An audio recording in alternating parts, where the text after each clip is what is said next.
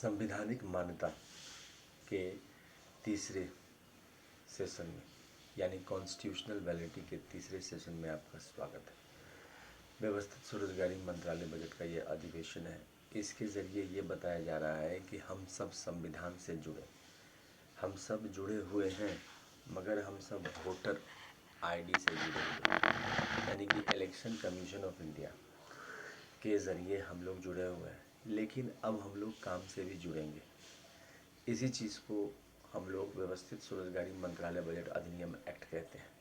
इसमें क्या होता है कि हम सब संविधान से जुड़ जाते हैं और हमारे पास दो आमदनी होती है, एक प्राइवेट सेक्टर से और दूसरा सरकारी सेक्टर से। सरकारी सेक्टर में हमें 56 आवर का वर्क मिलता है, जो कि according to qualification, age, gender, ability, disability and preference of place के हिसाब से मिल जाता है और उसके हिसाब से आपको जो है पैसा मिल जाता है। और उसके बाद आप प्राइवेट सेक्टर में काम कर सकते हैं। प्राइवेट सेक्टर में आपको पूरा टाइम मिलता है, जितना भी आप काम कर सकें।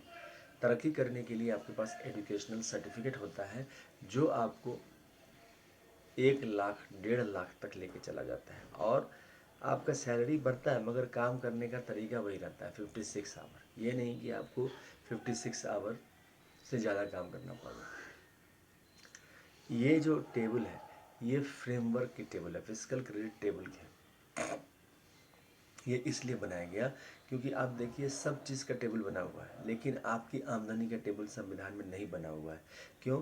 क्योंकि उसकी ज़रूरत नहीं समझी गई। हमेशा ये लगा सीनियर्स को कि हम है ना, ये गलत है। इसी के लिए आर्थिक राजनीतिक आज़ादी की लड़ाई लड़ी गई और राजनीतिक आज़ादी मिली, क्योंकि जो चेयर पर बैठा रहता है उसको ये समझ में नहीं आता है कि जो अगला है, जो चेयर पर नहीं है, उसको भी प्रॉब्लम है, क्योंकि उसके पास सारी सुविधाएं होती हैं। और फिर जैसे अभी आपके पास आर्थिक आमदनी नहीं है तो दूसरे को समझ में नहीं आता है कि आर्थिक आमदनी नहीं है, क्रेडिट कार्ड नहीं है, डायरेक्ट रेगुलराइज इनकम नहीं है, कहीं कोई ऐसा दस्तावेज नहीं है जिसको कोलेटरल रूप में पेश कर सके, परिवार का सपोर्ट उतना ज़्यादा नहीं है। इन सब चीज़ को बनाने के लिए व्यवस्थित स्वरोजगारी मंत्रालय बजट का निर्माण किया गया। इसके तहत आपका जो एजुकेशनल सर्टिफिकेट है उसको एक फ्रेम वर्क में कसा गया। सबसे पहले ये कहा गया कि जो इलिटरेट होगा उसका पर डे जो क्रेडिट होगा 165 रुपये होगा। उस 165 रुपये पर सैलरी उसका बनेगा 2500 रुपये और उसको जो है 56 घंटे का काम करना है, बाकी वो प्राइवेट सेक्टर में कर सकता है। यानी कि अब कोई भी व्यक्ति भारतवर्ष में जिस दिन आज़ादी की घोषणा हो जाएगी आर्थिक रूप से, उस दिन से उसको 2500 प्लस 56 घंटे का काम उसको मिलना चालू हो जाएगा। ये व्यवस्थित स्वरोजगारी मंत्रालय बजट का वादा है, अमित ईश्वरवाद का वादा है, जो 31 अगस्त 2001 से निरंतर सेशन चल रहा है। दूसरा, जो अक्षर का ज्ञाता है, जो पढ़ लेता है अक्षर को, उसका 180 रुपये क्रेडिट हुआ और उसकी सैलरी हो जाती है 2750 रुपये।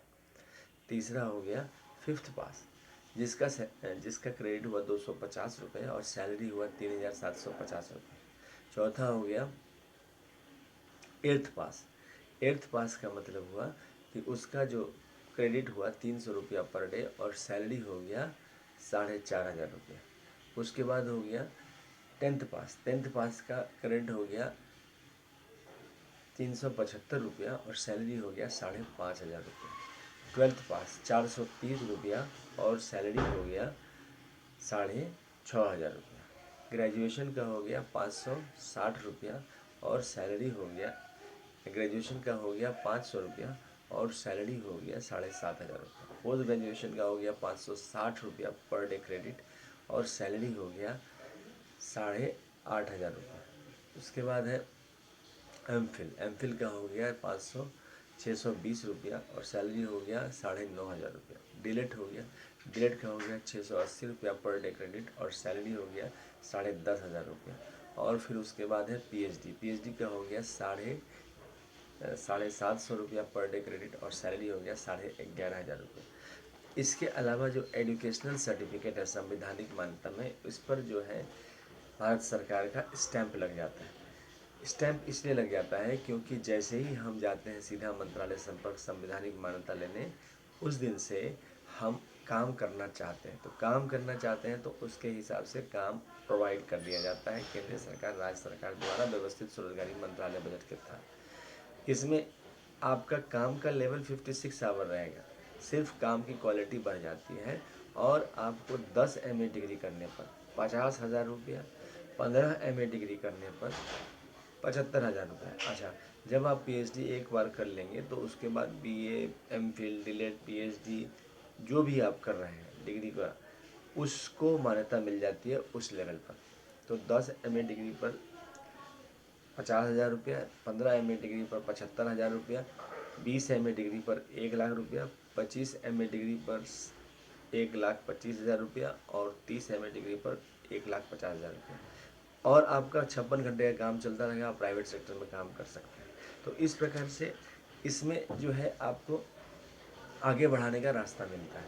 अच्छा, इसके अलावा जो पर महीना खर्चा है व्यवस्थित स्वरोजगारी मंत्रालय बजट संवैधानिक मान्यता है, वो है 80,80,130 रुपया, लाख करोड़ रुपया महीने का खर्चा है। इसका जो बजट है इसको बनाया गया है और हर एक नागरिक को सोच के बनाया गया है। देखिए, ये क्वार्टरली बजट है, जनवरी, फरवरी, मार्च, उसके बाद अप्रैल, मई, जून सेकंड क्वार्टर, जुलाई, अगस्त, सितंबर थर्ड क्वार्टर, अक्टूबर, नवंबर, दिसंबर फोर्थ क्वार्टर। इसके बाद है इसका ईयरली बजट। ईयरली बजट में आपका जैसे और एनुअल बजट का ईयरली बजट है, रेलवे बजट का ईयर बजट है, इसी तरह से organise self employment ministry budget का बजट है। तो इस प्रकार से 2 बजट आपको मतलब आपके बजट इसमें आ जाते हैं। अच्छा, इसमें जो है व्यवस्थित स्वरोजगारी मंत्रालय बजट के लिए जो है इसमें इस बात का ध्यान रखा गया है कि जो इसमें 12 राष्ट्रपति भवन आते हैं। ये 12 राष्ट्रपति इसलिए आते हैं क्योंकि 6 जो मंदिर दस्तावेज हैं उसको राष्ट्रपति भवन कहते हैं। तो पहला हो गया शिव पार्वती मंदिर दस्तावेज, दूसरा हो गया विष्णु लक्ष्मी मंदिर दस्तावेज, तीसरा हो गया ब्रह्मा सरस्वती मंदिर दस्तावेज, चौथा हो गया आदिशक्ति जगदम्बा मंदिर दस्तावेज, पाँचवा हो गया प्रत्येक संयुक्त वर्षकृत भगवान भोज दस्तावेज और चौथा हो गया हिंदू गवर्नमेंट इश्यूड दस्तावेज। तो 6 दस्तावेज हो गए। इसको Rashtrapati Bhavan number 1, Rashtrapati Bhavan number 2, Rashtrapati Bhavan number 3, Rashtrapati Bhavan number 4, Rashtrapati Bhavan number 5, Rashtrapati Bhavan number 6 हो गए। इसके अलावा 6 और दस्तावेज हुए, वो है मुस्लिम राष्ट्रपति भवन, जैन राष्ट्रपति भवन, पारसी राष्ट्रपति भवन, बौद्ध राष्ट्रपति भवन, क्रिश्चियन राष्ट्रपति भवन और सिख राष्ट्रपति भवन। तो ये 12 राष्ट्रपति भवन हो गए। तो 12 राष्ट्रपति भवन के तहत जो है 12 राष्ट्रपति भवन के तहत 150 करोड़ आबादी आते हैं। उसमें एजुकेशनल क्वालिफिकेशन के हिसाब से इसका बजट का बंटवारा किया गया है और इसी चीज़ को बजट तभी हम लोग कहते हैं कि 80,80,130 लाख करोड़ का महीने का खर्चा है। और उसके बाद ये है महीने का, जनवरी, फरवरी, मार्च, अप्रैल, मई, जून, जुलाई, अगस्त, सितंबर, अक्टूबर, नवंबर, दिसंबर। तो इसमें खर्चा हो गया 80,80,130 लाख करोड़ का महीने का खर्चा हो गया। और इसके साथ साथ फ़ायदा क्या हो गया कि हर एक को रोजगार आ गई, 56 आवर रोजगार आ गई और अपना प्राइवेट सेक्टर में आप काम कर सकते हैं। घर पर भी हम कुछ काम करते हैं, अगर घर पर भी आकलन किया जाए तो 56 आवर के आसपास कोई ना कोई ऐसा काम करते हैं घर में जो सबको फ़ायदा होता है। यहाँ पर आप सरकार के लिए काम किए और सरकार के लिए काम किए, आपको तनख्वाह मिला और तरक्की का रास्ता मिला। क्या ये सही है कि अगर आप 30 MA डिग्री प्राप्त करते हैं तो आप 1.5 लाख जाते हैं, समय आपको 60 साल लग जाता है PhD से, मगर आपका उम्र भी बढ़ जाता है क्योंकि आप एक काम में एक एजुकेशनल सर्टिफिकेट में लग जाते हैं। इसीलिए व्यवस्थित स्वरोजगारी मंत्रालय बजट के साथ हमने व्यवस्थित स्वरोजगारी मंत्रालय बजट विश्वविद्यालय बनवाया कि कहीं कोई 150 करोड़ में से एक भी नागरिक एडमिशन लेना चाहे तो कहीं कोई दिक्कत नहीं है। इसी के साथ जो है अटैच है इसका व्यवस्थित स्वरोजगारी मंत्रालय बजट का स्कूल, ओपन स्कूल और साथ साथ इसका बोर्ड भी, ताकि जो है किसी भी तरीके से किसी भी विद्यार्थी को जो आगे बढ़ना चाहता है उसको कोई समस्या नहीं है। हम लोग के ज़माने में 31 अगस्त 2001 से 28 दिसंबर 2001 के बीच में व्यवस्थित स्वरोजगारी मंत्रालय बजट का निर्माण के लिए किताबें लिखी गई और इसके तहत जो है ये किताब टू ओनली टर्म्स जो लिखा गया है अमितेश्वर झा द्वारा और ओम नमः शिवाय पब्लिकेशन प्रेस द्वारा छापा गया है। इस किताब के जरिए व्यवस्थित स्वरोजगारी मंत्रालय बजट के सिद्धांत को आगे बढ़ाया गया है और यह इंग्लिश में लिखी गई है। इसकी कीमत है 651 रुपये और इसका प्राइस जो है फ्लेक्सिबल है। It is not like that कि इसके प्राइस एकदम से रिजिड है, ऐसा कुछ भी नहीं है। और ये किताब जो है व्यवस्थित स्वरोजगारी मंत्रालय के निर्माण में योगदान देती है। इसके अलावा इसके जो है यूनाइटेड सिक्स पार्ट, इस यूनाइटेड सिक्स पार्ट को भी अमित कुमार झा ने लिखा और इसका जो पब्लिकेशन हाउस है ओम नमः शिवाय पब्लिकेशन है। कीमत है 2551 रुपये और इसको पार्सल के ज़रिए आप प्राप्त कर सकते हैं। प्राइस फ्लेक्सिबल है, ऐसा नहीं है कि रिजिड प्राइस है, आपके सहूलियत के हिसाब से इसको उपलब्ध आप तक कराया जाता है। तो संवैधानिक मान्यता का जीवन जो है वह जैसे इलेक्शन कार्ड हुआ उसी तरह से आपका कॉन्स्टिट्यूशनल एम्प्लॉयमेंट कार्ड बन जाता है और आप जो है सरकार से जुड़ जाते हैं। अच्छा, इसके बाद जो 15 अगस्त 1947 से जो कॉम्पिटिटिव जॉब है वो आपका कंटिन्यू रहता है। अब देखिए कि जो गवर्नमेंट जॉब है उसमें 50,000 से ऊपर का जो लेवल है वो लेवल में अभी भी जो भारतवर्ष में 30% आबादी, इसको कहते हैं एम्प्लॉयमेंट इक्विलिब्रियम पॉइंट, 30% आबादी 50,000 प्रति माह से ऊपर इन कैश कमा रही है, जिसमें से 50% गवर्नमेंट सर्वेंट हो गए और 50% प्राइवेट सर्वेंट हो गए। बाकी 70% 50,000 से नीचे कमा रहे हैं। तो उसको 50,000 से ऊपर लाने के लिए हम लोग जो है इस preamble wise organise self employed number के ज़रिए उसको आगे बढ़ाते हैं और ये एजुकेशनल सर्टिफिकेट के ज़रिए उसको प्रमोशन करने का रास्ता दिखाते हैं। इसमें कहीं कोई आपको सेल्स वाला चक्कर नहीं है। अब देखिए किताब आप खरीदें न खरीदें, इससे इसका कोई फ़ायदा, कोई लेना देना नहीं है। आपको सिर्फ अपने हिसाब से काम करना है और आपको संवैधानिक रूप में आप आगे बढ़ते जाते हैं। जो कंट्रीब्यूटिंग, जो फाउंडिंग मेंबर्स हैं, जैसे हम लोग जो है व्यवस्थित स्वरोजगारी मंत्रालय बजट में 4 बार इसका क्वार्टरली जो है इसका फेस्टिवल मनाया जाता है। 16 फरवरी से 26 फरवरी, 28 मई से 6 जून, 31 अगस्त से 11 सितंबर, 28 नवंबर से 7 दिसंबर। अब इसमें क्या होता है कि आपका जो है फेस्टिवल मनाया जाता है। तो पहला हो गया राष्ट्रपति भवन नंबर 1 में अमितेश्वर ज्योतिर्लिंग दस्तावेज, दूसरा हो गया विश्वनाथ ज्योतिर्लिंग दस्तावेज, तीसरा हो गया अमित ज्योतिर्लिंग शारदापुर दस्तावेज, चौथा हो गया महाकाल ज्योतिर्लिंग, उसके बाद हो गया सोमनाथ ज्योतिर्लिंग, मल्लिकार्जुन ज्योतिर्लिंग, ओंकार ज्योतिर्लिंग, केदारनाथ ज्योतिर्लिंग, भीमशंकर ज्योतिर्लिंग दस्तावेज, त्र्यंबकेश्वर ज्योतिर्लिंग दस्तावेज, बैद्यनाथ ज्योतिर्लिंग दस्तावेज, नागेश्वर ज्योतिर्लिंग दस्तावेज, रामेश्वरम ज्योतिर्लिंग दस्तावेज, दुष्मेशम ज्योतिर्लिंग दस्तावेज, अमरनाथ शिव मंदिर ज्योतिर्लिंग दस्तावेज, अमित ज्योतिर्लिंग मंदिर दस्तावेज, वेलफेयर ज्योतिर्लिंग मंदिर, वेलफेयर पावर ज्योतिर्लिंग मंदिर दस्तावेज, रुद्रलिटम मंदिर दस्तावेज। तो इस प्रकार से राष्ट्रपति भवन नंबर 1 के मंदिर दस्तावेज हमेशा से रहे हैं, आत्मा में परमात्मा और दस्तावेज के रूप में अपने शरीर के साथ उपस्थित रहे हैं। दूसरे राष्ट्रपति भवन में विष्णु लक्ष्मी मंदिर दस्तावेज, अमित अभिलाषा, जो व्यवस्थित स्वरोजगारी मंत्रालय बजट चतुर्भुज और लक्ष्मी रूप बनाया गया है मंदिर दस्तावेज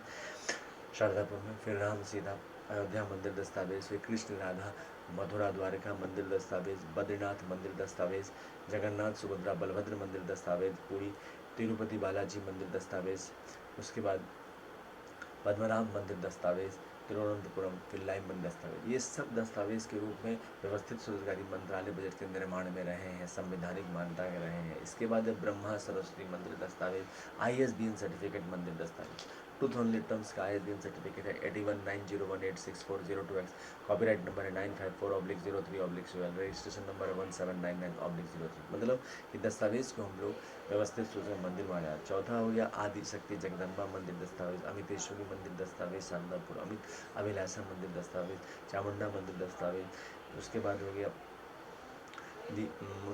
गया शारदा मंदिर दस्तावेज, छिन्नमस्तिका मंदिर दस्तावेज, दुर्गा मंदिर दुर्गागंज दस्तावेज, पट्टन देवी पटना मंदिर दस्तावेज, काली मंदिर दस्तावेज, महालक्ष्मी मंदिर दस्तावेज मुंबई, वैष्णो देवी जम्मू मंदिर दस्तावेज, कामाख्या मंदिर दस्तावेज, दक्षिण कालिका मंदिर दस्तावेज, फैमिली मंदिर दस्तावेज। उसके बाद हो गया वर्षकृत मंदिर दस्तावेज, वर्षकृत तुझ सेवी तुझ से मंदिर दस्तावेज। उसके बाद हो गया हम लोग गवर्नमेंट के दस्तावेज इसलिए रखते हैं क्योंकि सभी को सैलरी मिल रही है इसमें। तो गवर्नमेंट मंदिर दस्तावेज, स्टेट गवर्नमेंट दस्तावेज, पार्लियामेंट मंदिर दस्तावेज, लेजिस्लेटिव मंदिर दस्तावेज, RBI दस्तावेज, सुप्रीम कोर्ट दस्तावेज, ब्यूरोक्रेसी दस्तावेज, आर्मी दस्तावेज, सेक्रेटेरिएट दस्तावेज, पुलिस दस्तावेज, स्कूल दस्तावेज, कॉलेज दस्तावेज, यूनिवर्सिटी दस्तावेज, प्रेस दस्तावेज, टाइम, हस्बैंड टाइम का दस्तावेज। इस प्रकार से दस्तावेज के जरिए इसको स्थिर करके व्यवस्थित स्वरोजगारी मंत्रालय बजट का निर्माण किया गया है, संवैधानिक मान्यता का निर्माण दिया है। आप साथ दें और आगे बढ़ाएं। धन्यवाद।